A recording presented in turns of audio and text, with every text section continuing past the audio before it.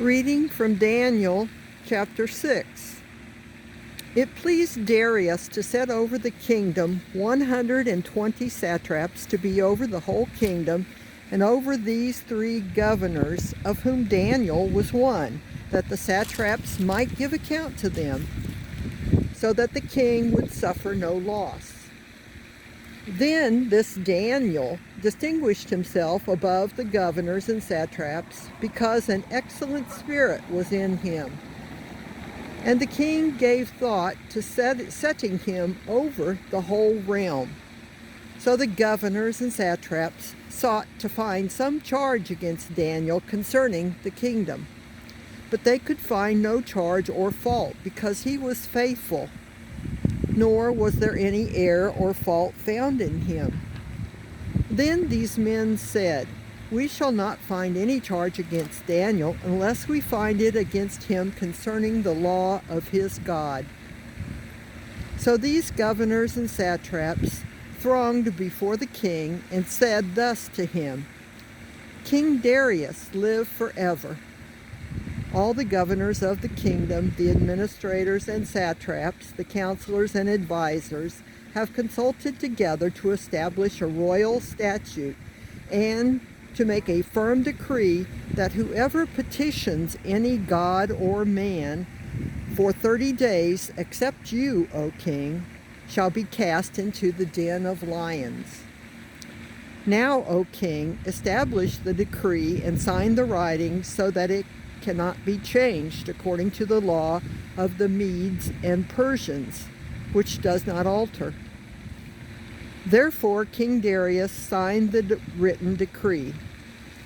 Now when Daniel knew that the writing was signed, he went home, and in his upper room, with his windows open towards Jerusalem, he knelt down on his knees 3 times a day and prayed and gave thanks before his God, as was his custom since early days. Then these men assembled and found Daniel praying and making supplication before his God. And they went before the king and spoke concerning the king's decree. "Have you not signed a decree that every man who petitions any god or man within 30 days, except you, O king, shall be cast into the den of lions?" The king answered and said, "The thing is true according to the law of the Medes and Persians, which does not alter." So they answered and said before the king that Daniel, who is one of the captives from Judah, does not show due regard for you, O king, or for the decree that you have signed, but makes his petition 3 times a day. And the king, when he heard these words, was greatly displeased within himself, and set his heart on Daniel to deliver him. And he labored till the going down of the sun to deliver him. Then these men approached the king and said to the king, "Know, O king, that it is the law of the Medes and Persians that no decree or statute which the king establishes may be changed." So the king gave the command, and they brought Daniel and cast him into the den of lions. But the king spoke, saying to Daniel, "Your God, whom you serve continually, he will deliver you." Then a stone was brought and laid on the mouth of the den, and the king sealed it with his own signet ring and with the signets of his lords, that the purpose concerning Daniel might not be changed. Now the king went to his palace and spent the night fasting, and no musicians were brought before him. Also his sleep went from him. Then the king arose very early in the morning and went in haste to the den of lions. And when he came to the den, he cried out with a lamenting voice to Daniel. The king spoke, saying to Daniel, "Daniel, servant of the living God, has your God, whom you serve continually, been able to deliver you from the lions?"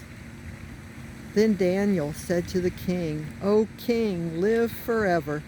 My God sent his angel and shut the lions' mouths, so that they have not hurt me, because I was found innocent before him. And also, O king, I have done no wrong before you. Now the king was exceedingly glad for him, and commanded that they should take Daniel up out of the den. So Daniel was taken up out of the den, and no injury whatever was found on him, because he believed in his God. And the king gave the command. And the king gave the command, and they brought those men who had accused Daniel, and they cast them into the den of lions, them, their children, and their wives.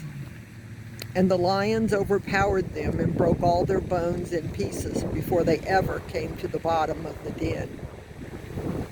Then Darius wrote, To all peoples, nations, and languages that dwell in all the earth, peace be multiplied to you. I make a decree that every dominion of my kingdom, men must tremble and fear before the God of Daniel. For he is the living God, and steadfast forever. His kingdom is the one which shall not be destroyed, and his dominion shall endure to the end. He delivers and rescues, and he works signs and wonders in heaven and on earth. Who has delivered Daniel from the power of the lions? So this Daniel, in the reign of Darius, and in the region of Cyrus the Persian. So this Daniel prospered in the region of Darius and in the region of Cyrus the Persian.